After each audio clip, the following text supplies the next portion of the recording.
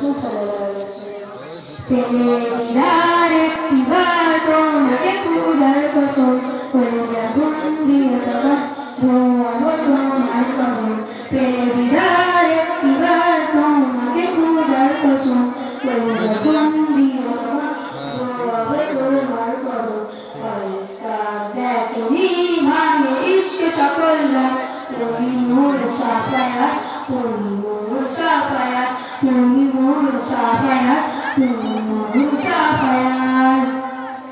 পেরিদার একটিবার তোমাকে খোদার কসম কলিজা বন্দি তখন ধোয়াবো তোমার কবর পেরিদার একটিবার তোমাকে খোদার কসম কলিজা বন্দি তখন ধোয়াবো তোমার কবর